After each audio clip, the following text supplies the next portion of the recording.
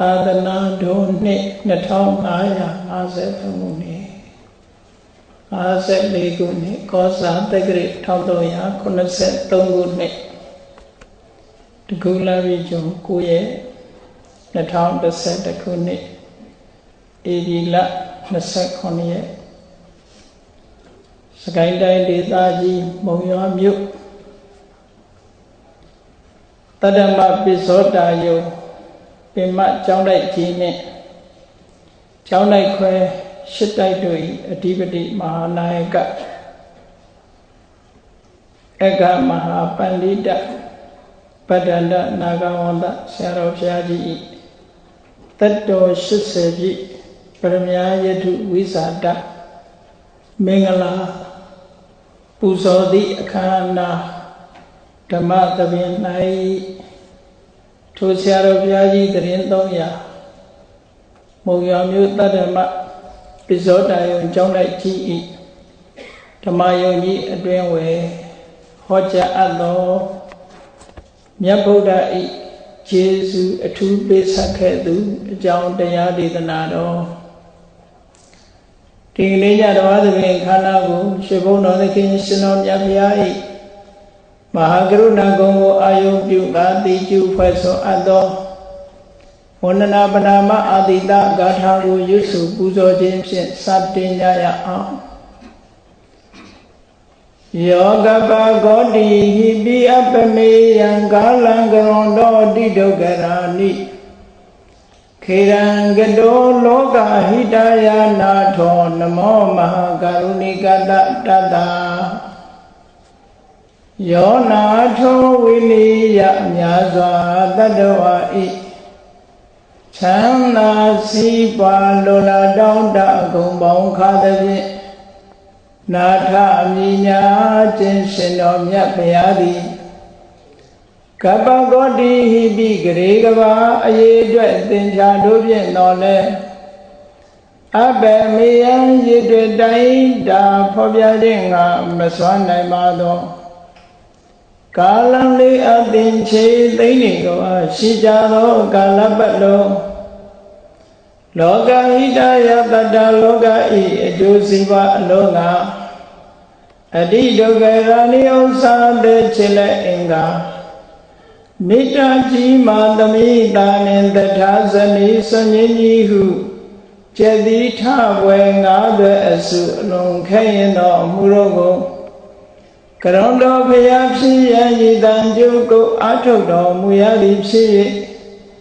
ခေရန်လက်ချေမျက်လုံးအသက်ဆုံးလည်းနှလုံးစိမ်ဝံကိုရောဤပင်မညင်းတို့ကတောဘဝတဏ္ဍချိန်ဖန်များစွာရောက်တော်မူကြရရှာလေပြီ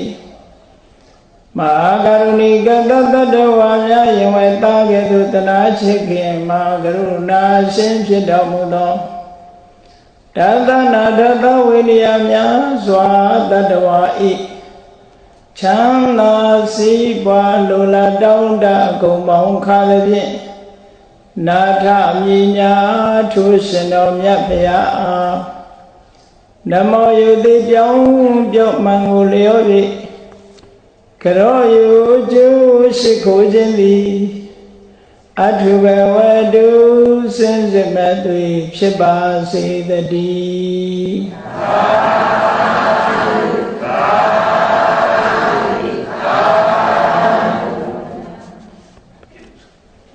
မြတ်ဗုဒ္ဓဤကျေးဇူးအထူးပေးဆက်ခဲ့သူမြတ်ဗုဒ္ဓဤကျေးဇူးဆိုတာဘာလဲမြတ်ဗုဒ္ဓဤကျေးဇူးကိုအထူးပေးဆက်ခဲ့တဲ့ပုဂ္ဂိုလ်ဟာဘယ်ပုဂ္ဂိုလ်လဲဘုန်းကြီးတို့တွေသိရှိနားလည်ပြီးတော့မိမိတို့ရဲ့အပေါ်မှာရောမြတ်ဗုဒ္ဓရဲ့ကျေးဇူးတရားတွေရှိနေသလားရှိနေလို့ရှိရင်တို့တွေရောကျေးဇူးဘယ်လိုဆက်ကြမလဲအကောင်းဆုံးကျေးဇူးပေးဆက်သွားတဲ့ပုဂ္ဂိုလ်သူပုဂ္ဂိုလ်မြတ်ကြီးရဲ့စံနမူနာကိုယူပြီးတော့ဒီကနေ့ဗုဒ္ဓမြတ်စွာရဲ့သာသနာကြီးညိုမိခိုအားထားနေကြတဲ့ယဟန်ရှင်လူပြည်သူများဟာဗုဒ္ဓရဲ့ကျေးဇူးတရားကို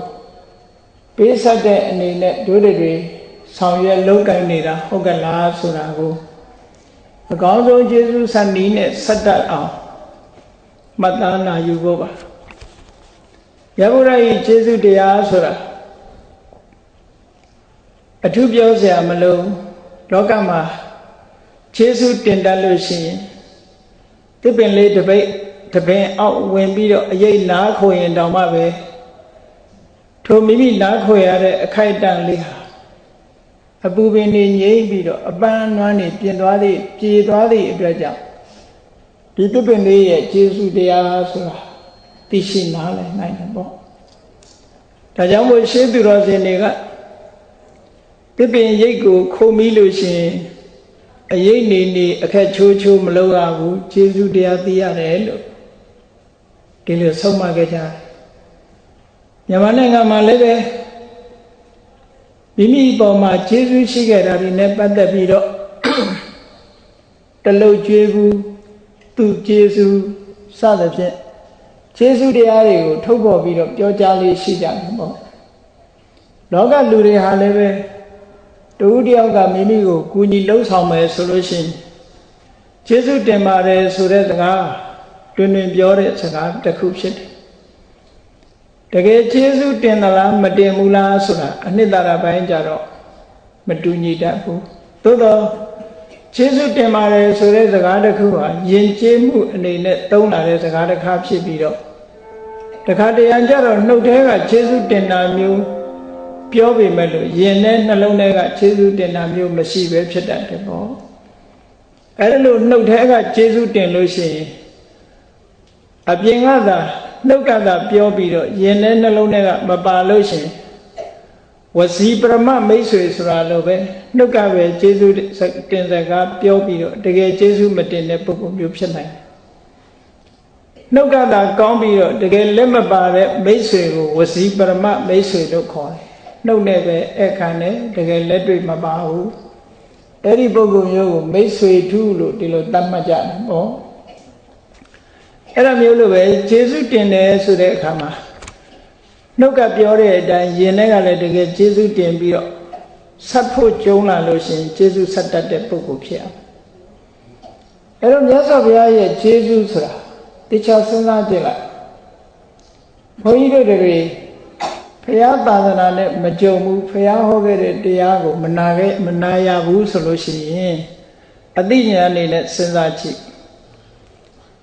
ဒါကအပြည့်ရှိသလားဒါကအပြည့်မရှိဘူးလားဒါကကုသိုလ်လားဒါကအကုသိုလ်လား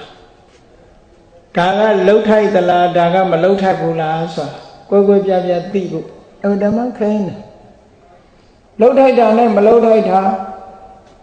အပြစ်ရှိတာနဲ့အပြစ်မရှိတာကုသိုလ်နဲ့အကုသိုလ်ဆိုတဲ့ဒီကွဲပြားခြားနားမှုကိုသိနေကြရတာဒီကနေ့မိမိတို့သိနေတဲ့အသိဉာဏ်ရတာမြတ်စွာဘုရားရဲ့ခြေစွပဲပေါ့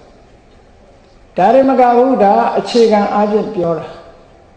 ဒီတဲ့ခြေစွကြီးတာမှလဲလို့ဆိုဘုန်းကြီးတို့တွေမဆုံးနိုင်တဲ့တန်မြာခရီးကြီးကိုရှောက်တယ်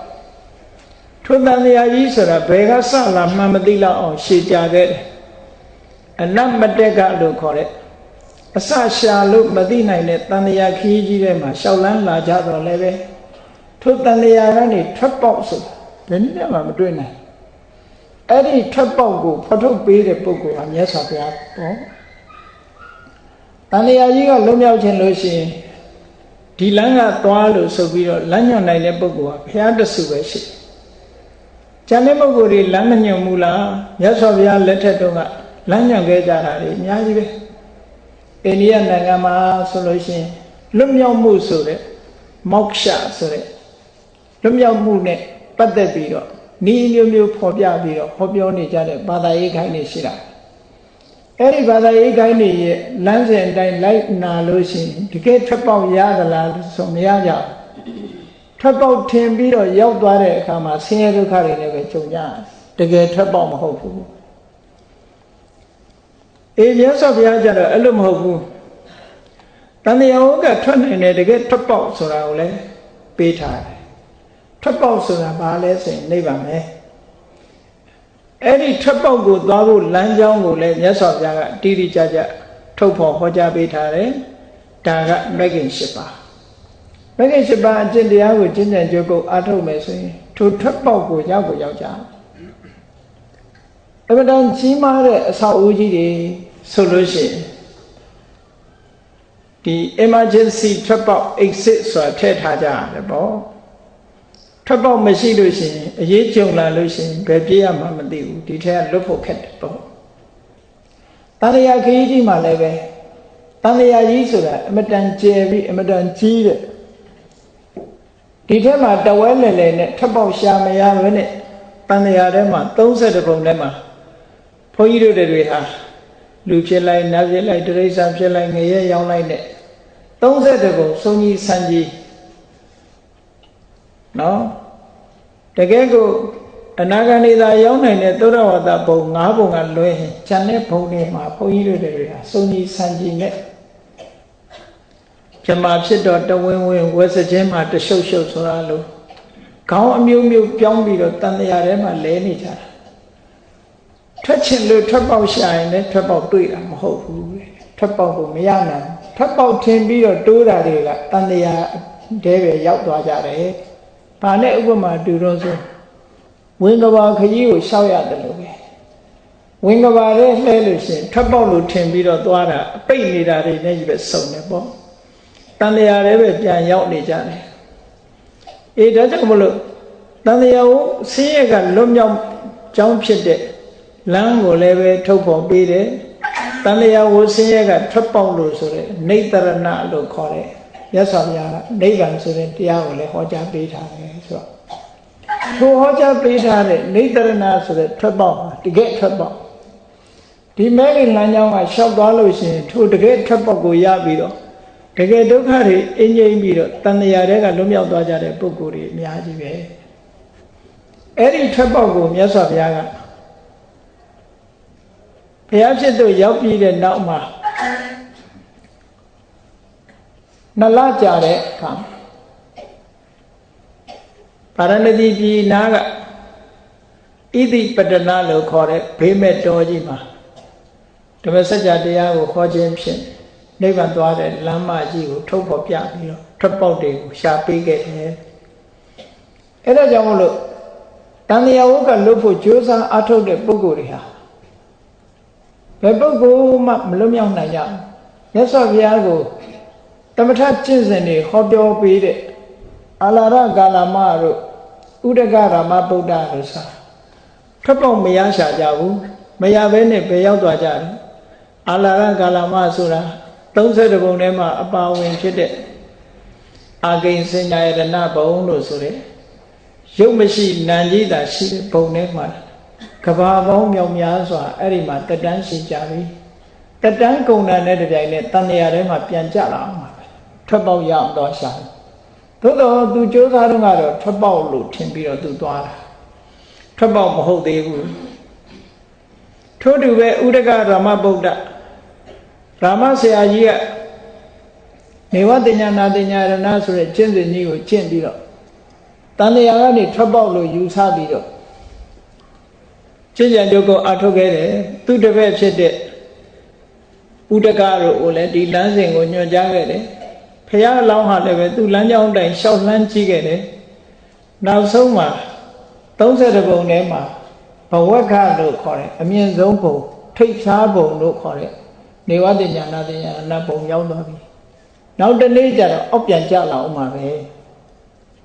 အဲ့တော့ထွက်ပေါက်ရမသွားဘူးလို့ဒီလိုဆိုလိုတာနော်ဒါလို့စ조사တဲ့ပုဂ္ဂိုလ်တွေတောင်ထွက်ပေါက်ရမသွားတဲ့တန်တရားဝကထွက်ပေါက်ဆိုတဲ့နိဗ္ဗာန်ကိုလမ်းညွန်ပြပြီးတော့မဂ္ဂင်၈ပါးဆိုတဲ့ဒီကျင့်ကဒီကျင့်စဉ်ကိုကျင့်မယ်ဆိုရင်တန်တရားဝကထွက်နိုင်တဲ့ထွက်ပေါက်ကိုရမယ်လို့မြတ်စွာဘုရားသခင်ကိုရောမြတ်ဟောထားတဲ့အတိုင်းရှင်ကုဋ္ဌညကစပြီးတော့မြတ်စွာဘုရားရဲ့တပည့်တော်ကတွေဟာပြည့်ပြည့်စုံတဲ့ထွက်ပေါက်ကိုရရှိသွားကြတာဒီကနေ့ထိအောင်မြတ်စွာဘုရားညွှန်ကြားထားတဲ့လမ်းကြောင်းကြီးဟာရှိနေတော့မယ်ဘုန်းကြီးတို့တွေဒီလမ်းကြောင်းကရှောက်လန်းနေမယ်ဆိုလို့ရှိရင်အနေနဲ့အမြန်ရောက်သွားကြမှာပဲဒီတော့မရောက်လို့ရှိရင်ဒုတိယဘဝမှာရောက်နိုင်တယ်မြတ်စွာဘုရားကိုယ်တိုင်ကတန်ရုပ်ပါဠိတော်မှာဟောထားတာတွေရှိတယ်ချမှတ်ထားတဲ့ကျင့်စဉ်တစ်ခုကိုကျင့်ကြံကြိုးကိုအားထုတ်မယ်ဆိုလို့ရှိရင် ဒီဘဝမှာတင်မဲ့မဲ့ဖို့နိဗ္ဗာန်ကိုရနော်နောက်ဆုံးမှာနေ့စဉ်နဲ့အမျှဝိပဿနာကျင့်စဉ်တစ်ခုကျင့်ကြံကြိုးကိုအားထုတ်နေလို့ရှိရင်နောက်ဆုံးအချိန်မှာမဲ့ဖို့နိဗ္ဗာန်ရနိုင်တယ်တေဂဏီအချိန်ဆိုတာလူတွေကအလုံးကိုစွန့်လွတ်ပြီးတော့ကြိုးစားကြတဲ့အချိန်တကယ်ကျင့်ကြံကြိုးကိုအားထုတ်နေတဲ့ပုဂ္ဂိုလ်ဟာတေဂဏီအချိန်မှာရသွားနိုင်တယ်အကယ်၍တေဂဏီမှာမရဘူးဆိုလို့ရှိရင်ဒုတိယဘဝမှာအသိဉာဏ်ရှိပြီးတော့ချမ်းသာဒုက္ခရှိတဲ့နတ်ဘုံတစ်ဘုံရောက်လို့ရှိရင်ဒီလမ်းကြောင်းအတိုင်းပြန်လျှောက်လို့နိဗ္ဗာန်ချမ်းသာကိုရနိုင်တယ်လို့ဒီလိုအကျိုးကျေးဇူးတွေကိုမြတ်စွာဘုရားကဖော်ပြီးတော့ထားတာအဲ့တော့နိဗ္ဗာန်သွားတဲ့လမ်းကြောင်းကိုလည်းပဲမြတ်စွာဘုရားကဧကာယနောအယံဘိက္ခဝေမေကောလို့မဟာသတိပဋ္ဌာန်သုတ်မှာဟောထားတာဒါတချောင်းလေးသောလမ်းပဲဟိုလမ်းဒီလမ်းတွေသွားเสียမရှိဘူးတခြားလမ်းခွဲတွေလမ်းမှားเสียတွေမရှိဘူးဒီလမ်းကပဲရှောက်လို့တိတိလေးလေးညွှန်ကြားထားခဲ့တာဒါကြောင့်မို့လို့ဒီနေ့ထီအောင်မြတ်စွာဘုရားရဲ့ဒီကျင့်စဉ်တွေနိဗ္ဗာန်တရားကြီးဖွင့်ပေးထားခဲ့တာရဲ့ထိုနိဗ္ဗာန်တရားကြီးရောက်အောင်သွားနိုင်တဲ့လမ်းကြောင်းကြီးကိုချမှတ်ပေးထားခဲ့တာရဲ့ဆိုတဲ့ဒီကျေးဇူးတရားဟာအမတန်ကြီးမားတဲ့ကျေးဇူးတရားပါမြတ်စွာဘုရားမပွင့်ငင်ကဆိုရင်ဒီလမ်းကိုဘယ်သူမှမပြနိုင်ဘူးဒီထွက်ပေါက်ကိုလည်းဘယ်သူမှမပေးခဲ့နိုင်ဘူးတဲ့မြတ်စွာဘုရားတဆူပဲပေးခဲ့ဒါကြောင့်မို့ဘုန်းကြီးတို့တွေတန်တရားဝဆင်းရဲကလွတ်ချင်တဲ့ပါဆိုလို့ရှိရင်မြတ်စွာဘုရားဟောထားတဲ့အတိုင်းကျင့်ကြံကြိုးကိုအားထုတ်ကြမယ်အဲ့လိုအားထုတ်မယ်ဆိုရင်ကျိုးကျေးဇူးတွေရမှာဒါဟာမြတ်စွာဘုရားရဲ့ကျေးဇူးတရားတွေပဲပေါ့အဲ့ဒါလို့တန်တရားဝကမထွက်ခင်မထွက်ရသေးခင်လည်းပဲနိဗ္ဗာန်ဆိုတဲ့လမ်းမကိုသာနိဗ္ဗာန်ရောက်မှဘုရားကျေးဇူးတင်စရာမဟုတ်သေးဘူးတန်တရားထဲမှာကျင်လျရတဲ့အချိန်မှာလည်းပဲအစဉ်ပြေပြေနဲ့တန်တရားတွေကဒုက္ခတွေတက်တာလို့ချမ်းသာတစ်ခုကနေချမ်းသာတစ်ခုရယူလို့တန်တရားကိုတက်တက်တာကျင်လည်ပြီးတော့နောက်ဆုံးနိဗ္ဗာန်ထွက်ပေါက်စီရောက်ရှိသွားနိုင်တဲ့လမ်းကြောင်းကိုလည်းပဲမြတ်စွာဘုရားအချက်မှတ်ပေးထားတယ်အေးဒါကြောင့်မို့လို့ဖျားပေးတဲ့လမ်းတိုင်းရှောက်ကြမယ်ဆိုရင်ဘုန်းကြီးတို့တွေတန်တရားတွေကမထွက်ရသေးစေခံဘူးအနည်းနဲ့မြန်ထွက်တော့ထွက်ရမထွက်ရသေးစေခံဘူးတန်တရားလဲတဲ့အခါမှာလည်းပဲချမ်းသာတာတန်တရားလဲနိုင်အောင်မြတ်စွာဘုရားကပေးထားတဲ့နိလန်းနေလေဒါနကောင်းမှုလုပ်ရမယ်သီလဆောက်တည်ရမယ်ဘာဝနာကမ္မထာအထုတ်ကြိုးပမ်းရမယ်ဒါနသီလဘာဝနာစတဲ့လှုပ်တဲ့လှုပ်ထိုက်တဲ့ကုသိုလ်တရားတွေအပြစ်ကင်းတဲ့တရားတွေဒါတွေကိုမြတ်စွာဘုရားကဟောကြားဆုံးမပေးထားဟောကြားတဲ့အတိုင်းမှန်ကန်တယ်ဒါကြောင့်မို့မြတ်စွာဘုရားရဲ့ကျေးဇူးတရားလွန်ကြီးမားလာပါတယ်လို့ဒီလိုဆိုလိုတာပေါ့ဒါပြင်မြတ်စွာဘုရားရဲ့ကျေးဇူးကိုထူးထူးခြားခြားအထူးပေးဆက်ခဲ့တဲ့ပုဂ္ဂိုလ်ကဘယ်ပုဂ္ဂိုလ်လဲဘုန်းကြီးတို့တွေရောပေးဆက်နေကြတာဟုတ်ကလားဆိုတာကိုယ့်ကိုစမ်းစစ်ဖို့မြတ်စွာဘုရားရဲ့ကျေးဇူးကိုဆက်တယ်ဆိုတာပုဂ္ဂိုလ်တိုင်းကျေးဇူးဆက်တယ်လို့မအောင်မေ့နေနဲ့မြတ်စွာဘုရားရဲ့ကျေးဇူးတရားကိုခံစားပြီးတော့နိဗ္ဗာန်ချမ်းသာကိုရရှိသွားတဲ့ပုဂ္ဂိုလ်တွေအများကြီးအဲ့ဒီအများကြီးသောပုဂ္ဂိုလ်တွေကဘုရားကျေးဇူးကိုဆက်သွားတဲ့ပုဂ္ဂိုလ်ဆိုတာအရေးအတွက်အများကြီးမဟုတ်ဘူးဒါကြောင့်မို့မြတ်ဗုဒ္ဓရဲ့ကျေးဇူးတရားကိုအထူးပေးဆက်ခဲ့သူကတော့ဘုန်းကြီးတို့သာသနာတော်မှာရှင်သာရိပုတ္တရာတို့ရှင်မမောက္ကလန်တို့ပြီးလို့ရှိရင်တတိယသာဝကလို့ထင်ရှားတဲ့ရှင်မာကတ္တဗပဋိညာကြီးဟာဘုရားကျေးဇူးကိုပေးဆက်ခဲ့မြတ်ဗုဒ္ဓဤကျေးဇူးတရားကိုအထူးပေးဆက်ခဲ့တဲ့ပုဂ္ဂိုလ်ဟာရှင်သာရိပုတ္တရာတို့ရှင်မမောက္ကလန်တို့ရဲ့နောက်မှာတတိယမြောက်တတိယသာဝကလို့ခေါ်တယ်ရှင်မာကတ္တဗမထေရကြီးပဲဖြစ်တယ်ထိုရှင်မြတ်ကြီးကမြတ်စွာဘုရားရဲ့ကျေးဇူးတရားတွေကိုဘယ်ပုံပေးဆက်ခဲ့တယ်အမတန်မှချီးကျူးစရာကောင်းပြီးတော့အတူယူအားကြတဲ့နဲ့အားကြတိုက်တဲ့ပုဂ္ဂိုလ်မြတ်ကြီးဖြစ်တယ်ပေါ့အားလုံးရှင်မာကတ္တဗရဲ့ဇာလန်းကိုအထုပ်ပတ်တိကိုအားလုံးကြားဖို့ကြပြီဒီနေရာမှာ ရှင်မဂတ္တဝရဲ့အထုပ္ပတ္တိကိုအချင်းချုပ်ပြောရမယ်ဆိုလို့ရှိရင်သူကမေဂရတိုင်းကမဟာတိဋ္ဌဆိုတဲ့ရွာကအမြဲတမ်းချမ်းသာကြွယ်ဝတဲ့ဗြဟ္မဏလို့ခေါ်တဲ့ဗြဟ္မင်ပုံသားတွေကအမျိုးကြီးတဲ့ကတ္တဗမျိုးနွယ်အမျိုးနွယ်ကကတ္တဗမို့သူ့နာမည်ရင်းကပိပ္ပလိလို့ခေါ်တယ်အမြဲတမ်းချမ်းသာကြွယ်ဝပြီးတော့ကြီးမားတဲ့ပစ္စည်းဥစ္စာတွေနဲ့ချမ်းသာကြွယ်ဝတဲ့မျိုးသားတစ်ယောက်ပဲအဲ့လိုချမ်းသာကြွယ်ဝတဲ့အမျိုးသားတစ်ယောက်ဟာသူကဘဝမှာအမြဲတမ်းစင်ကြယ်တဲ့ပုဂ္ဂိုလ်တူပဲဇမပြေကနေပြီးတော့လူလာဖြစ်တဲ့ပုဂ္ဂိုလ်ဖြစ်တဲ့အတွက်ကြောင့်ကာမဂုဏ်အာယုန်စိတ်ခင်းတယ်အိမ်တော်ရေးကိစ္စကိုစိတ်ဝင်စားဘူးအရွယ်ရောက်လာတဲ့အခါကျတော့မိဘဆိုတာအမွေပစ္စည်းတွေကအများကြီးဆိုတော့ဒီသားကိုလွှဲခြင်း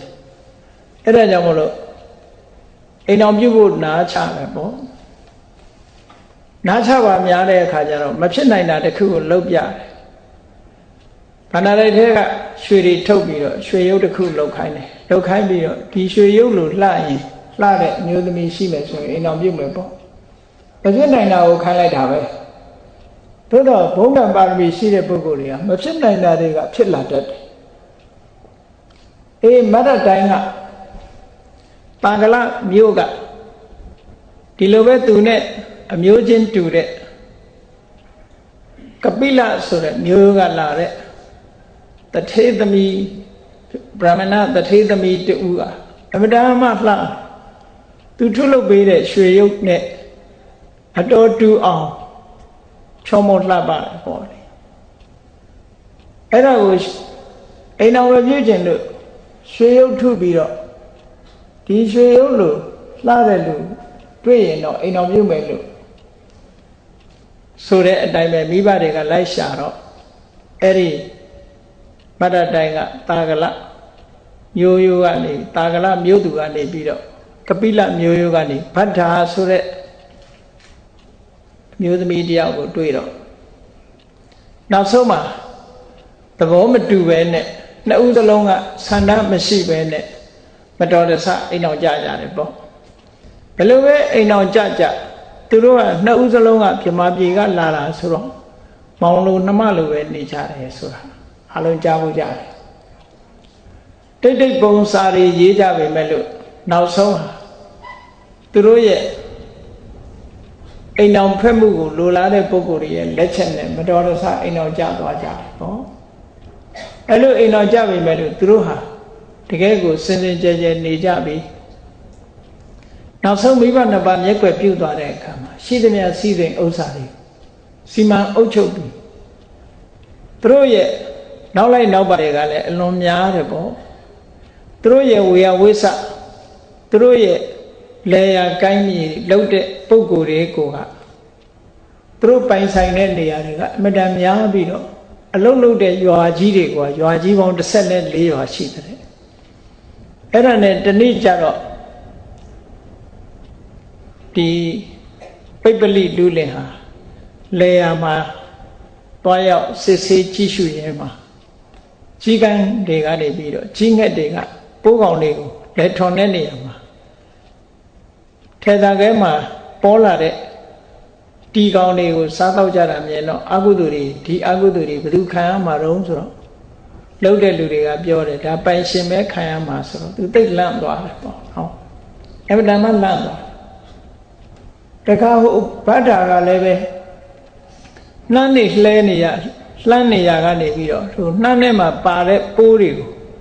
အကောင်ပလောင်တွေကစားကြပြုတ်ကြတာတွေတွေ့တဲ့အခါမှာ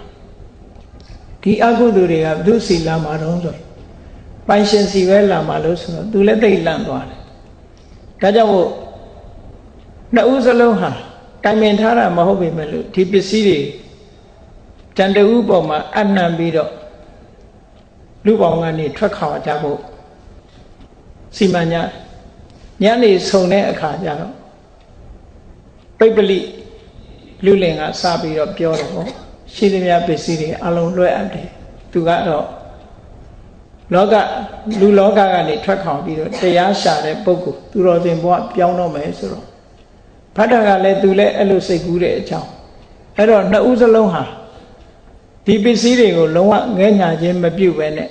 သူ့ခေါင်းကိုရိတ်ကိုခေါင်းကိုရိတ်ပေါ့သူ့စပင်ကိုဖြတ်ကိုစပင်သူဖြတ်ပြီးတော့သူတို့နှစ်ဦးကဖိုင်စွန်းတဲ့အဝတ်တွေဝတ်လို့ထိုခေတ်ကယဟန်သူတော်စင်တွေရဲ့အဝတ်တွေကိုဝတ်ပြီးတော့တပိတ်လွယ်ပြီးအိမ်ကဆင်းသွားကြတာဘယ်သူမှတတိမထားမိလိုက်ကြဘူးနောက်ဆုံးမှာလမ်းမှာရွာတွေကိုဖြတ်တန်းသွားလာတဲ့အခါမှာသူတို့ပိုင်ဆိုင်တဲ့ရွာကလူတွေကမှတ်မိကြတယ်မှတ်မိတဲ့အခါငိုယိုတောင်းမှမိမဲ့လို့သူတို့နောက်ကျောင်းမပြန်ကြတော့ဘူးမကရာတိုင်းကနေထွက်ခွာလာလိုက်ကြတာသူတို့သွားနေတဲ့ခရီးကရာဇချိုနဲ့နာလန္ဒဆိုတဲ့အကြားမှာခရီးသွားနေကြမြတ်စွာဘုရားကိုရည်စူးပြီးတော့သင်္ကန်းဝတ်တယ်အဲ့ဒါလို့သင်္ကန်းယူဝတ်ပြီးတော့သူတို့ထွက်လာကြထွက်လာတော့လမ်းခုလတ်ရောက်တဲ့အခါကျတော့ပိပလိကပြောတယ်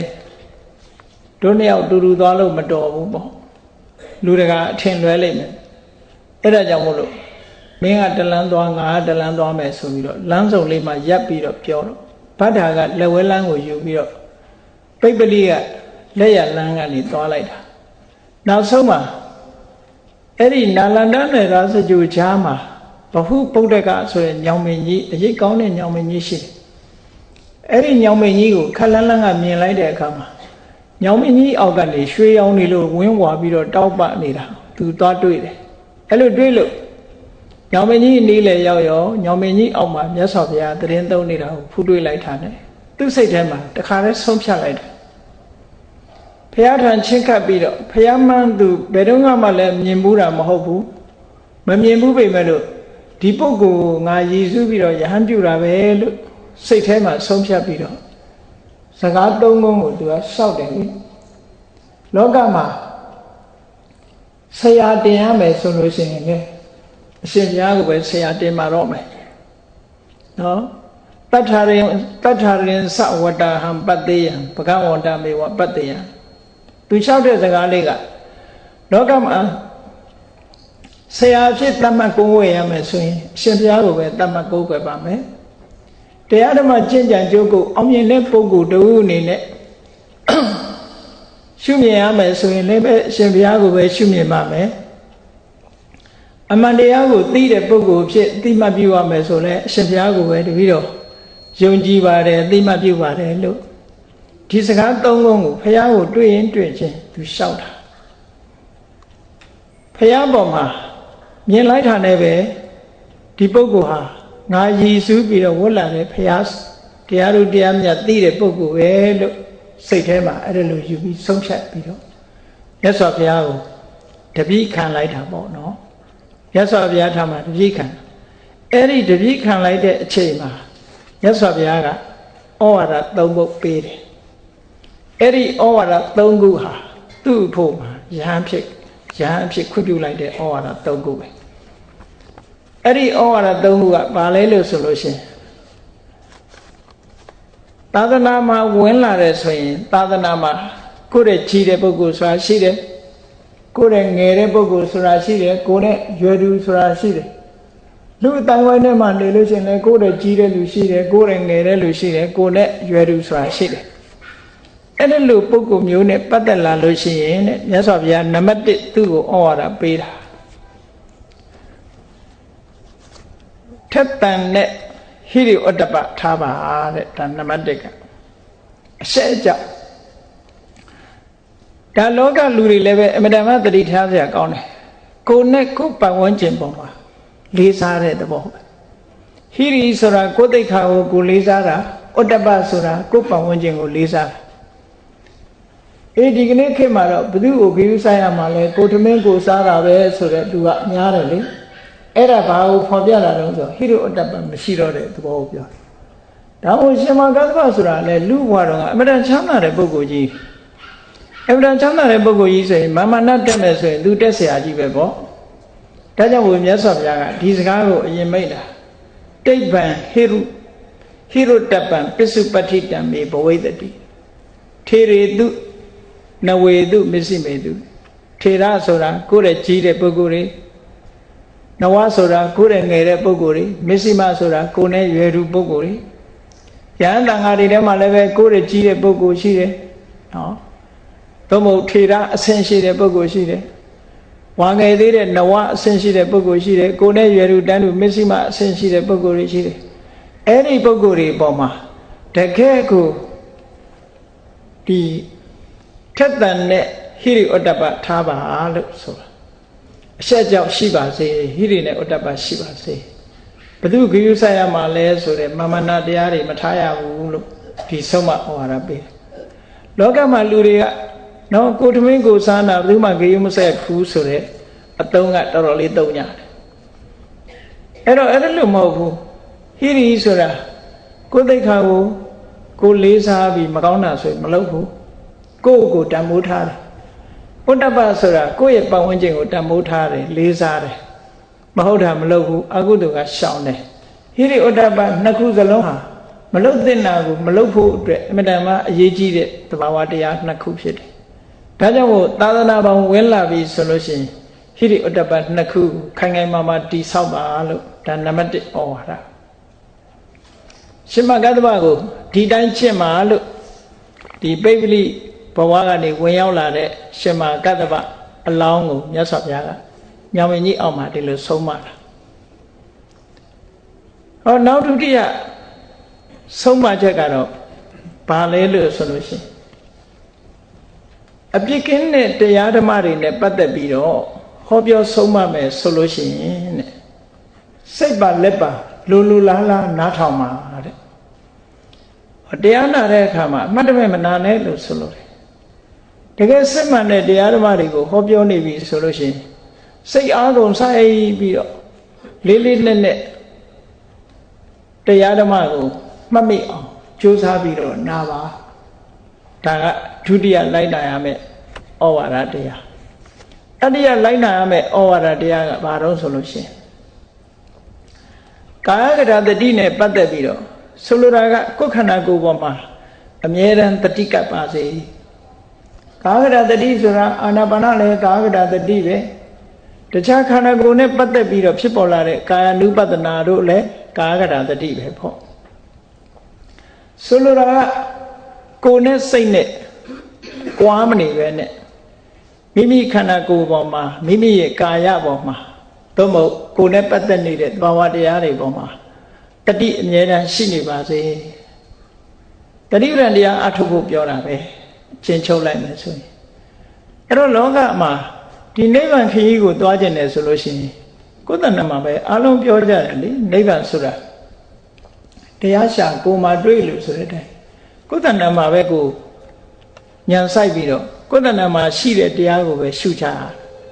အဲ့တော့နိဗ္ဗာန်သွားတဲ့လမ်းကြောင်းဆိုတာလည်းပဲကိုယ်တဏ္ဍမှာပဲ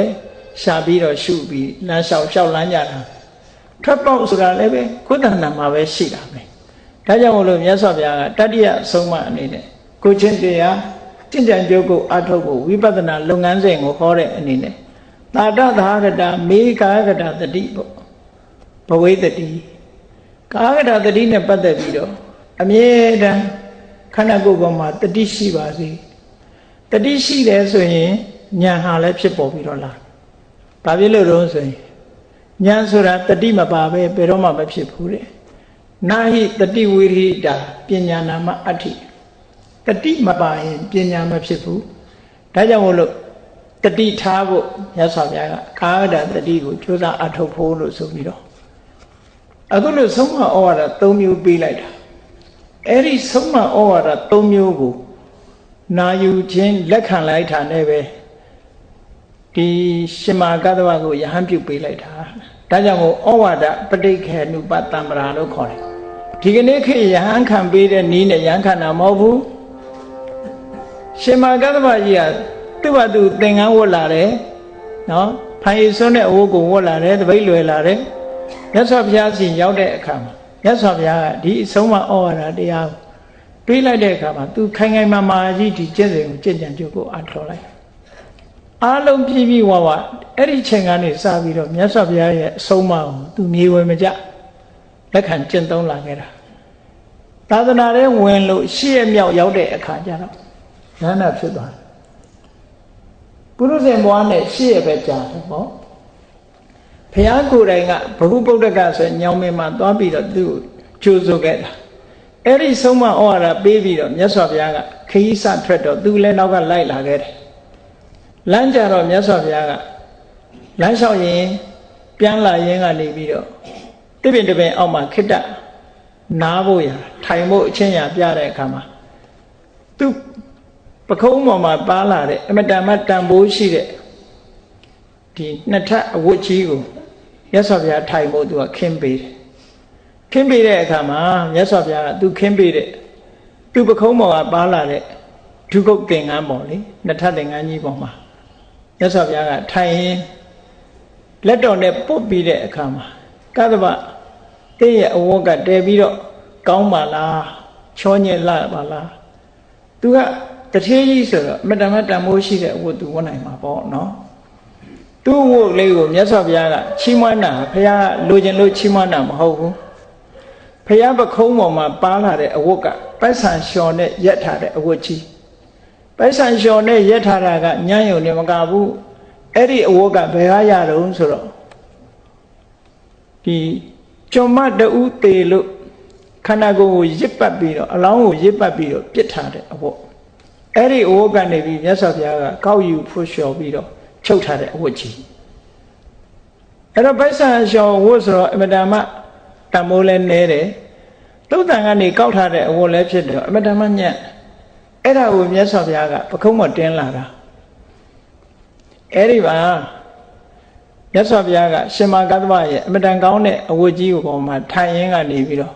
တဲနုညံ့ပါလားလို့ဆိုတော့ရှင်မကသဗ္ဗကအရှင်ဘုရားတဲ့အဲ့ဒီအဝတ်ကိုအရှင်ဘုရားလှူပါတယ်ဆိုတော့မြတ်စွာဘုရားကဒီအဝတ်ကိုငါလှူလို့ရှိရင်ငါပခုံးပေါ်ကသုံးပြီးသားဖြစ်တဲ့ဒီအဝတ်ကိုယူနိုင်မလားဝတ်နိုင်မလားလို့မေးတဲ့အခါမှာတပည့်တော်အသက်ထက်ဆုံးဝတ်ပါမယ်ဘုရားလို့ဟောအဝတ်လဲပြီးတော့ဝတ်တဲ့သဘောပေါ့နော်အဲ့ဒီလဲပြီးတော့ဝတ်တာဒီလိုချီးမြှောက်တာဟာရှင်သာရိပုတ္တရာတို့လည်းဒီအခွင့်အရေးမရဘူးရှင်မောက္ကလန်တို့လည်းဒီအခွင့်အရေးမရဘူးဒီရှင်မာကတ္တဝတပါးပဲဒီအခွင့်အရေးရအဲ့တော့ဒီဝတ်ကိုမြတ်စွာဘုရားအစီကပခုံးပေါ်ကပိုက်ဆံလျော်အဝတ်ကိုရှင်မာကတ္တဝကသုံးပြီးတော့သူ့မှာပါလာတဲ့အမတန်ကောင်းတဲ့အစနဲ့ချုပ်ထားတဲ့အဝတ်ကိုမြတ်စွာဘုရားလှူလိုက်တယ်အဲ့ဒီနေရာမှာသင်္ကန်းလဲပြီးတော့ဝတ်ခဲ့တယ်ဒီကြားထဲမှာမြတ်စွာဘုရားကရှင်မာကတ္တဗနဲ့ပတ်သက်ပြီးတော့ထိုသုတ်တန်ကြီးဟောပြောထားတာရှိသေးတယ်ရှင်မာကတ္တဗကိုဦးစားပေးပြီးတော့ကတ္တဗကိုစံနမူနာထားပြီးတော့ယဟန်နေရှင်မာကတ္တဗလို့ကျင့်ကြပြီးတော့ရှင်မာကတ္တဗကြီးကိုဟောထားတာဆိုရင်တရားဓမ္မတွေအိမ်တွေကိုသွားတဲ့အခါမှာလာလို့ကျင့်ရမယ်တဲ့စန္ဒုပမာပฏิပဒါလာလို့ကျင့်တယ်ဆိုတာကိုယ်လဲခွာစိတ်လဲခွာအမြဲတမ်းအာဂနုစိတ်ပွေးရတရားဓမ္မတွေနဲ့ဆက်ဆံတဲ့အခါမှာလာလို့ကျင့်တယ်ဆိုတာဘယ်လိုအကျင့်လဲလို့ဆိုလို့ရှိရင်လာဟာကောင်းကင်ခရီးသွားတဲ့အခါမှာဘယ်အရာကိုမှညှိတွယ်ခြင်းမရှိဘဲနဲ့သူ့လမ်းကြောင်းကိုသူဖြောင်းဖြောင်းတတ်တတ်သွားတယ်လောကကြီးကိုလင်းအောင်ပေးတယ်လောကကြီးကသူ့ကိုအမတန်မှချစ်ခင်ညာသူကတော့လာကတော့ဘယ်သူ့ပေါ်မှာပို့ပြီးတော့အလင်းအောင်ပို့ပေးတာလည်းမရှိဘူးတန်ရောစင်လည်းမရှိဘူးသူ့လမ်းကိုသူသွားတယ်အဲ့ဒါလိုပဲတဲ့ယဟန်နေဟာတရားဓမ္မတွေစီသွားတဲ့အခါမှာစိတ်လဲခွာထားရမယ်ကိုယ်လဲခွာထားရမယ်လဥပမာအတိုင်းကျင့်ကြံကြုတ်ကုတ်အားထုတ်ရမယ်ရှင်မာကတ္တဗဟာလလိုပဲကျင့်နေပေါ့အမြဲတမ်းယဉ်နေတဲ့တရားဓမ္မဆိုတာမရှိဘူးအမြဲတမ်းလမ်းလိုကျင့်သည့်အတွက်ကြောင့်ကုသိုလ်ကောင်းမှုလိုချင်တဲ့ပုဂ္ဂိုလ်တွေအဲ့ဒီကုသိုလ်ကောင်းမှုလိုချင်တဲ့ပုဂ္ဂိုလ်တွေထံဆွံ့ရပြီးတော့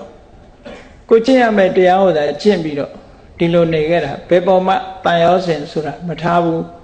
ယဟန်ဆိုတာအဲ့ဒီလိုကျင့်ရမယ်လို့စန္ဒုပမတ်တုံမှာရှင်မာကတ္တဗမထေရကိုစံထားပြီးတော့မြတ်စွာဘုရားကဒီလိုဟောကြားခဲ့တာ တခြားသုတ်တန်တွေမှာလည်းပဲရှင်မဂ္ဂဗကိုစံထားပြီးတော့ဟောခဲ့တယ်မြတ်စွာဘုရားကတကယ်ကိုကိုရောတိုင်းဖုတ်ပြီးတော့ချုပ်ထားတဲ့ပဋိက္ခုသင်္ကန်းကြီးကိုရှင်မဂ္ဂဗကိုပေးလိုက်တာအမြဲတမ်းအဓိပ္ပာယ်ရှိတယ်ရှင်မဂ္ဂဗကိုဒူရင်ဆောင်ခိုင်းတာပဲတကယ်တထေးကြီးမှတကယ်ချိုးချိုးချမ်းချမ်းနေရတဲ့အဆင့်ကိုရောက်သွားတယ်သင်္ကန်းဆိုလဲပဋိက္ခုသင်္ကန်းပဲဝေါ်ရတယ်ဒူရင်ဆိုတာပန္တုကုလိကဒူရင်နေတာလည်းပဲတောချောင်းပဲနေရတယ်အာရညကင်ဒူရင်ဆွမ်းစားလို့ရှိရင်လည်းဆွမ်းခံလို့ရတဲ့ဆွမ်းပဲစားတယ်ဒကာဓမ္မတွေအိမ်ကပင့်နဲ့ဆွမ်းမစားဘူးပိဏပါတိကဒူရင်အိမ်ဆွမ်းခံတဲ့အခါမှာလည်းပဲတထေးအိမ်ကြီးရွေးပြီးတော့မသွားဘူးနော်အိမ်စဉ်အတိုင်းသွားတယ်သဗ္ဗဒါနစာရိကဒူရင်ဆိုတာတထတာစားတယ်ဧကသနိကဒူရင်တခွက်တစ်လုံးနဲ့တပိတ်ထဲပါလာတာစားတယ်တပိတ်ဆိုတဲ့ခွက်တစ်လုံးနဲ့စားတယ်နော်ပတ္တပိဏိကဒူရင်ဒီလိုယမယခသုတ်တံမှာနေတယ်သောတာနိကဒူရင်ယမယခသစ်ပင်အောင်မှာနေတယ်ရုက္ခမူလဒူရင်ဆိုတဲ့ဒီဒူရင်အကျင့်တွေအဲ့ဒီဒူရင်အကျင့်တွေဟာရှင်မဂ္ဂဗကြီးဟာတစ်သက်လုံးကျင့်သွားတဲ့အကျင့်တွေပဲအသက်120ရှည်သွားသည့်ထိအောင်ဒီအကျင့်တွေကိုကျင့်သွားတဲ့အရှင်မြတ်ကြီးပေါ့အဲ့ဒါလို့မြတ်စွာဘုရားကသင်္ကန်းတစ်ထည်ချီးမြှောက်ခြင်းဖြင့်တကယ်ပန်းကုသင်္ကန်းကိုချီးမြှောက်ခြင်းဖြင့်ဒီဒူရင်တွေဆောင်ဖို့အတွက်ရှင်မဂ္ဂဗကိုဒီတာဝန်ပေးလိုက်တဲ့သဘောပဲသာသနာတော်မှာဒူရင်ဆောင်တဲ့နေရာမှာတကယ်စံပြပုဂ္ဂိုလ်ကြီးပေါ့ဒါကြောင့်မို့လို့ဒူရင်ဆောင်တဲ့နေရာမှာဣတရက်ဘွယ်တူဖြင့်ချီးကျူးမြောက်စားရတဲ့ပုဂ္ဂိုလ်နောက်ဆုံးမှာရှင်မဂ္ဂဗကြီးကအသက်အိုးရင့်ရောအိုမင်းလာတဲ့အခါမှာတောအကြောင်းကြီးမှာနေတယ်ဆွမ်းခံလို့စားရတယ်ပြီးတော့သူဝတ်တဲ့နှစ်ထပ်သင်္ကန်းကြီးကလည်းတဖြည်းဖြည်းဆွေးမြည်လာတဲ့အခါကျတော့ထပ်ပြီးတော့ချုပ်ရတယ်အဖာတွေအထေးတွေကလည်းအများကြီးဆိုတော့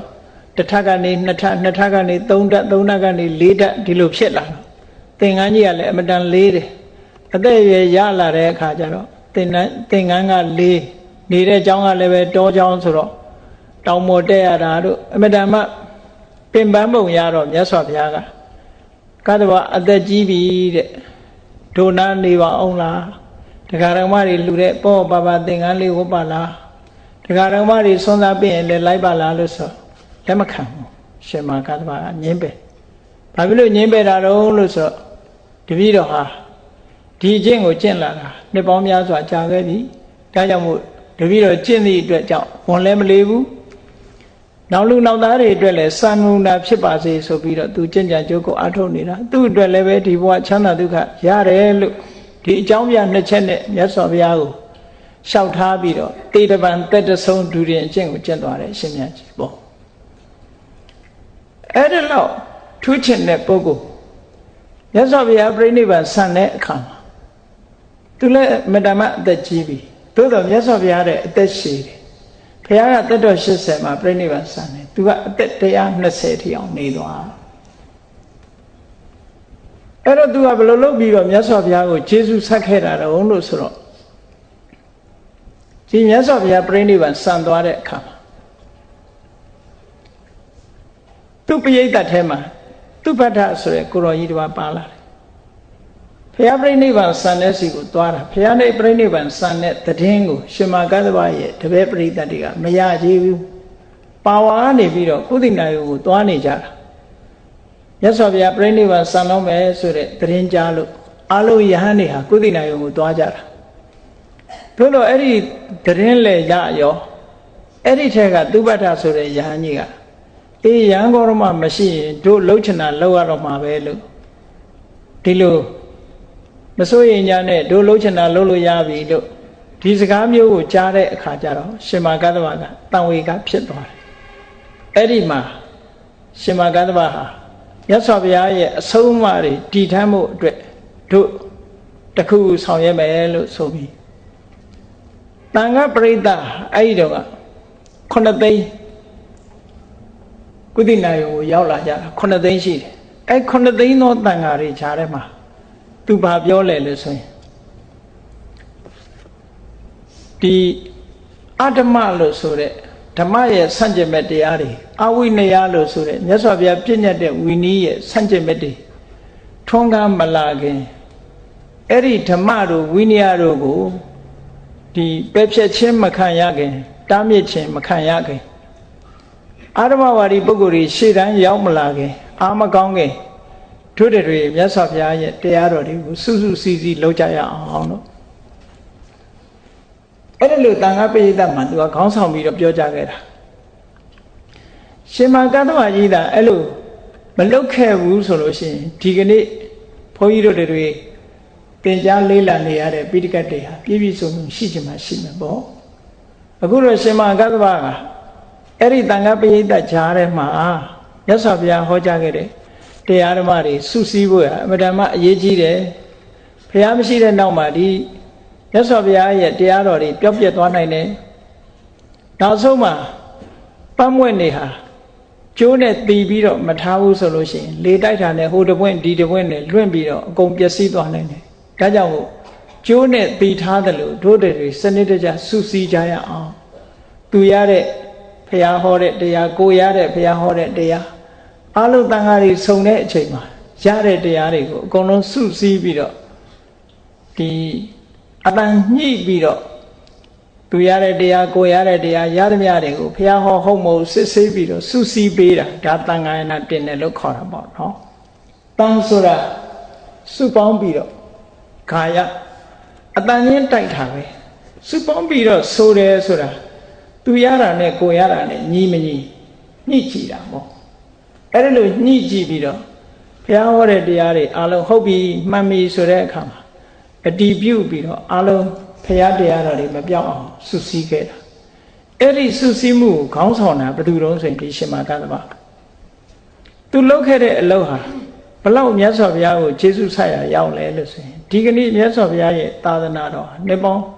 ဒီ2500ကျော်သည်ထိအောင်သာသနာတည်ရှိနေတာဒါသူဆောင်ရွက်ခဲ့လို့တည်ရှိတာအဲ့လိုမျိုးဆိုရင်ဘုန်းကြီးတို့တွေဒီတရားတော်တွေတွေ့ခေါင်းမှတွေ့တော်မယ်ဘာဖြစ်လို့လဲဆိုနှစ်ပေါင်း2500ကျော်သွားပြီလေအဲ့တော့ရှင်မကတ္တဗရဲ့အစီအစဉ်အတိုင်းလက်ဆင့်ကမ်းပြီးတော့ဆောင်ရွက်လာလို့သာဒီကနေ့ခေတ်သာသနာတော်ကိုတွေ့ရတယ်အဲ့ဒါတန်ခါရဏတင်တယ်ဆိုတာအဲ့ဒီသဘောပဲစုစည်းလာခဲ့ကြတာပေါ့အဲ့ဒီမှာရှင်မကတ္တဗကဒီတရားတော်တွေကိုစုစည်းတဲ့လုပ်ငန်းကိုလုပ်တဲ့အခါမှာသူ့ရဲ့ခံယူချက်ကပါလဲလို့ဆိုရင်သူဟာတမန်ပုဂ္ဂိုလ်တွေနဲ့မတူဘူးပေါ့ရသော်ဘုရားသခင်ကိုရောမြတ်ကိုယ်တိုင်သူ့သင်္ကန်းကိုလှူခံပြီးတော့ဘုရားဝတ်တဲ့သင်္ကန်းကြီးကိုသူ့ကိုပေးခဲ့တာဒါသူ့ကိုတာဝန်ပေးခဲ့တယ်လို့သူယူဆတယ်အဲ့တော့ဒီလိုချီးမြှောက်မှုမျိုးကရှင်သာရိပုတ္တရာတောင်မရခဲ့ဘူးရှင်မောဂလန်တောင်မရဘူးအဲ့တော့မြတ်စွာဘုရားကိုယ်တိုင်ကသင်္ကန်းပေးပြီးတော့ချီးမြှောက်ခဲ့တဲ့ပုဂ္ဂိုလ်သူ့စိတ်ထဲမှာအခုလို့ဘုရားမရှိတော့တဲ့အခါမှာဒီတရားတော်တွေကိုစုစုစည်းစည်းငါမလုပ်ခဲ့ဘူးဆိုရင်ငါတာဝန်မကျေဘူးကျေးဇူးဆက်ရမရောက်ဘူးဒါကြောင့်မို့ငါကျေးဇူးဆက်မယ်လို့သူစိတ်ထဲမှာဒါ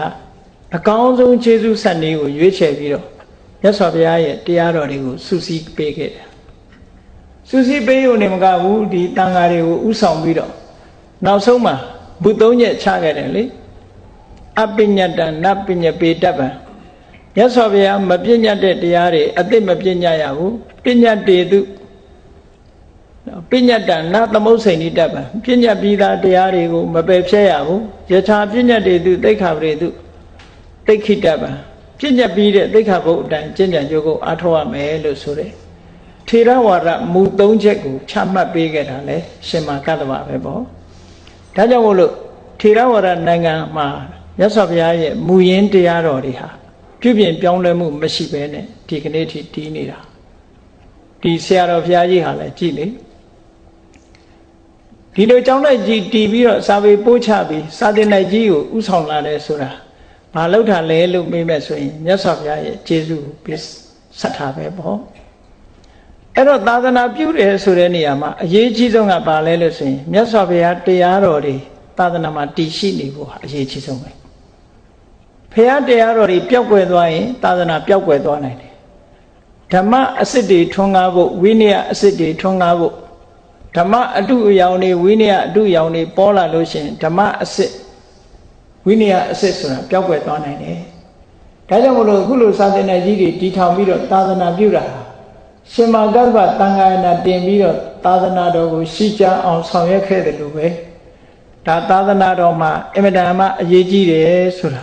အားလုံးသတိထားဖို့လိုအပ်တယ်ပေါ့ဒီကနေ့ခေတ်မှာတောင်မှပဲ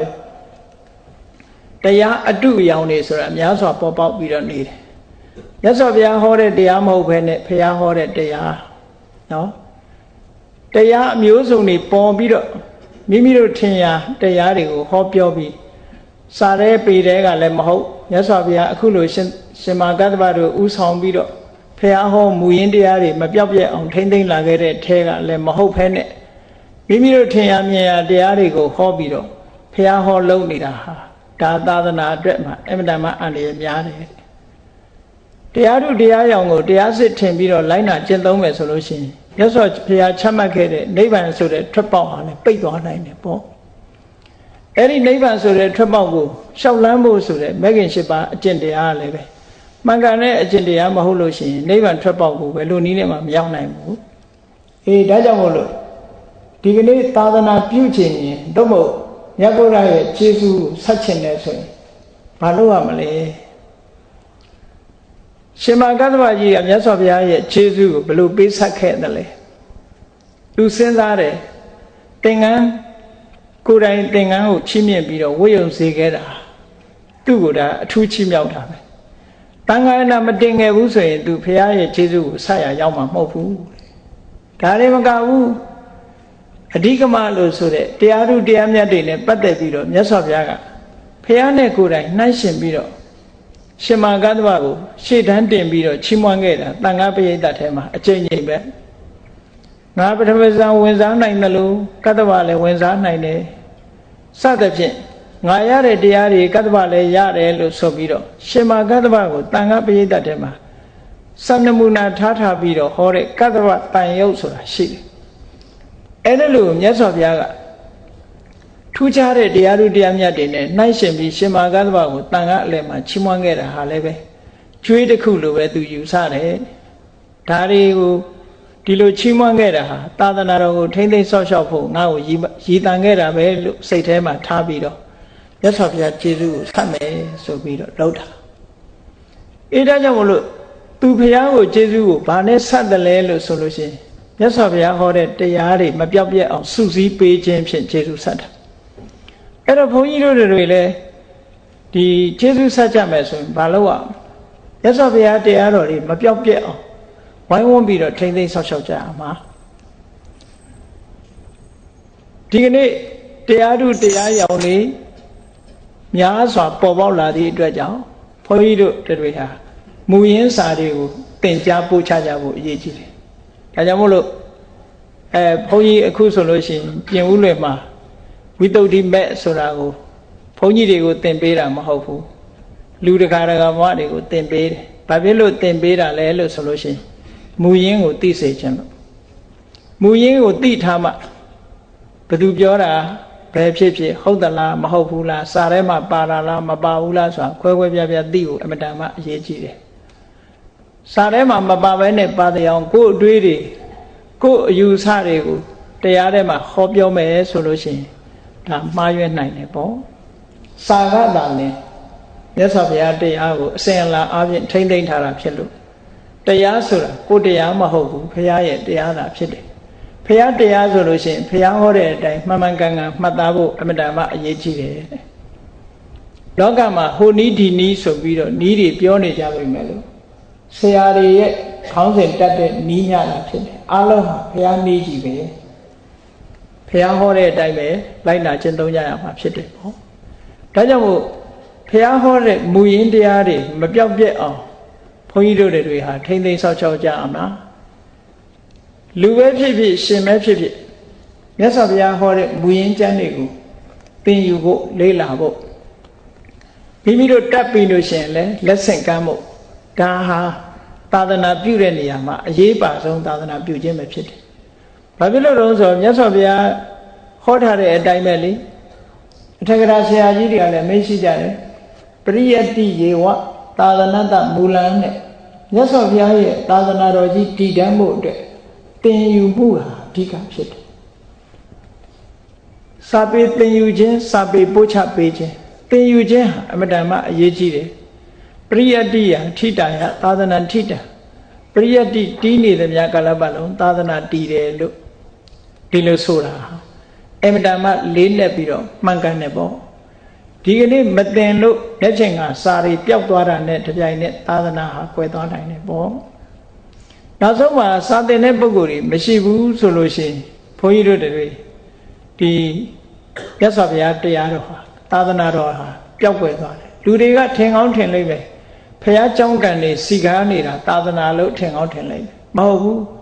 သာသနာကနေဖြစ်ပေါ်လာတဲ့အကျိုးဆက်တွေများတာဖြစ်တယ်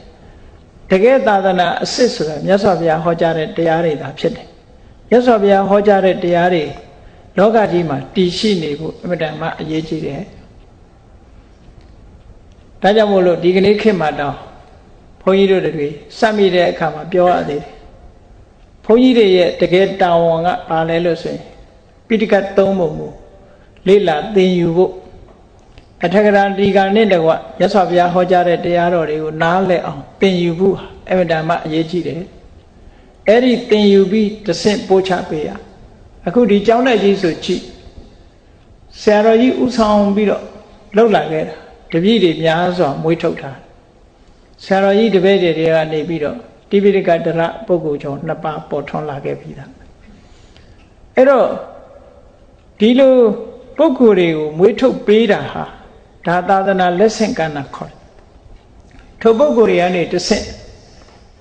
မိမိတို့ရဲ့တပည့်တွေကိုဆက်လက်သင်ကြားပြီးတော့ပို့ချသွားမယ်သာသနာဆိုတာဒီလိုလက်ဆင့်ကမ်းကြတာအဲ့ဒီလိုလက်ဆင့်ကမ်းတဲ့ဆိုတာသင်ယူပို့ချခြင်းသာသင်ယူခြင်းပို့ချခြင်းဖြင့်သာလက်ဆင့်ကမ်းလို့ရတယ်တခြားနည်းနဲ့လက်ဆင့်ကမ်းလို့မရဘူးပုဂ္ဂိုလ်နဲ့လက်ဆင့်ကမ်းရတယ်စာအုပ်နဲ့လက်ဆင့်ကမ်းလို့မရဘူးကဲပြီးစာအုပ်တွေကိုတဆင့်ပြီးတဆင့်စာအုပ်တွေသာပေးထားခဲ့မဖတ်တတ်တာနဲ့နောက်ဆုံးဟာသာသနာပျောက်ကွယ်သွားနိုင်တယ်ပေါ့မသင်တာနဲ့မသိတာနဲ့ဒီသာသနာဟာစာအုပ်ပဲရှိလင်ကစားပျောက်ကွယ်ပြီးတော့သွားတယ်လို့ပဲဒီလိုဆိုရဒါကြောင့်မို့သာသနာကွယ်ဖို့ဆိုတာလွယ်လွယ်လေးရဲ့ဟောအေးဒါကြောင့်မို့လို့အခုလို့ရှင်မကတ္တဗဟာမြတ်စွာဘုရားရဲ့ကျေးဇူးတရားကိုဆောင်ရွက်တယ်ကျေးဇူးဆက်တယ်ဆိုတာဘယ်လိုဆက်တာတော့ဆိုရင်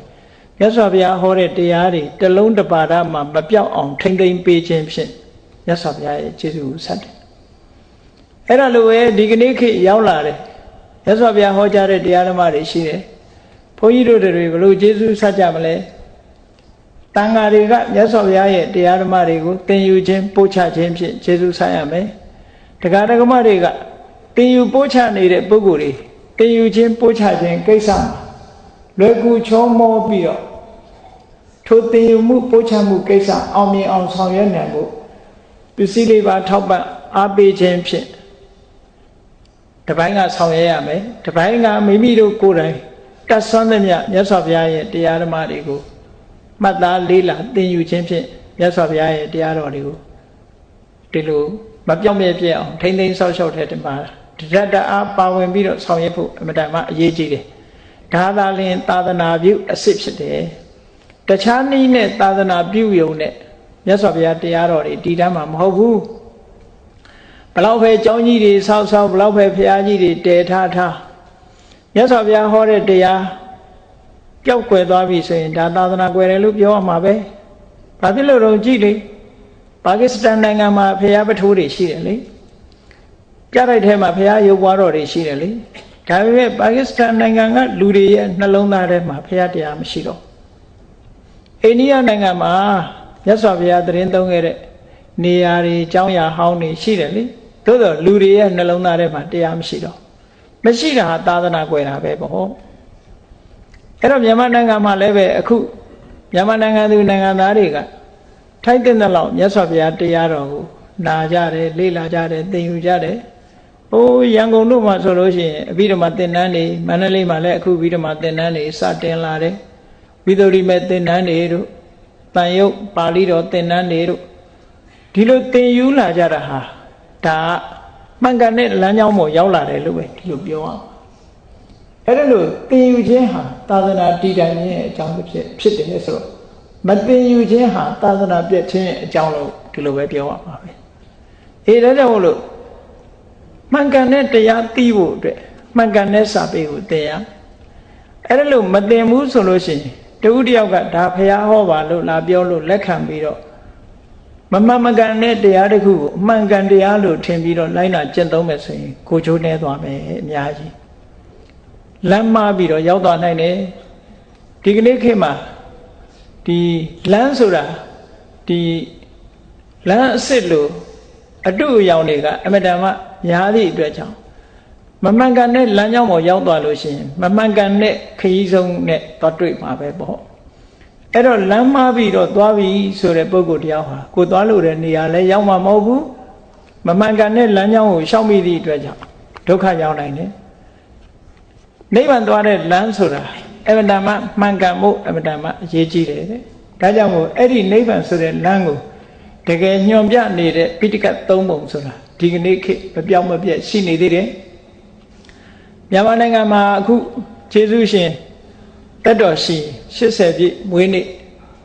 အရှင်ဖြစ်တဲ့ဒီကျောင်းတိုက်ရဲ့အဓိပတိနာယကဆရာတော်ဘုရားကြီးလို့ကျောင်းတိုက်ကြီးတွေတီထောင်ပြီးတော့ဒီလိုသာသနာပြုပြီးတော့နေကြသည့်အတွက်ကြောင့်မှန်ကန်တဲ့လမ်းကြောင်းတွေဟာဒီကနေ့ထိအောင်ပွင့်နေသေးတယ်လို့ဒီလိုပြောတာ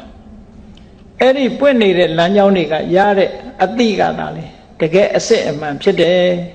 ဟိုအထိကဒီလမ်းကြောင်းကမဟုတ်ဘဲနဲ့တခြားလမ်းကြောင်းတွေကသွားတဲ့လမ်းဟာမှန်ကန်မှုမရှိဘူးဒါကြောင့်မို့မြန်မာနိုင်ငံမှာပရိယတ္တိစာသင်ယူမှုဟာအမှန်တန်အရေးကြီးသည့်အတွက်ကြောင့်တရားဓမ္မတွေအနေနဲ့အားလုံးသူတော်စင်ပြိဿတ်တွေအနေနဲ့မြတ်စွာဘုရားကိုကျေးဇူးဆက်ခြင်းနဲ့ဆိုလို့ရှိရင်ဘယ်လိုလုပ်ရမလဲဘုရားဟောတဲ့တရားတွေရှိရေးရှိတည်အောင်မိမိတို့ရဲ့သားစဉ်မြေးဆက် generation တွေကိုမျိုးဆက်တစ်တွေစီကိုလက်ဆင့်ကမ်းနိုင်အောင်ကြိုးစားခြင်းသာလျှင်မှန်ကန်တဲ့လှုပ်ဆောင်ချက်ဖြစ်တယ်ဘုရားကိုမှန်မှန်ကန်ကန်ကျေးဇူးဆက်ခြင်းဖြစ်တယ်လို့ကိုယ်စီသဘောကျပြီးတော့မှန်ကန်တဲ့ကျေးဇူးဆက်နည်းဖြင့်ဆက်နိုင်အောင်မြတ်စွာဘုရားတရားတော်ကိုကြိုးစားပင်ယူခြင်းထိမ့်သိမ့်ခြင်းဖြင့်ဘုရားရဲ့သာသနာတော်ကြီးပွားအောင်ဆောင်ရွက်နိုင်ကြပါစေကုန်သတည်း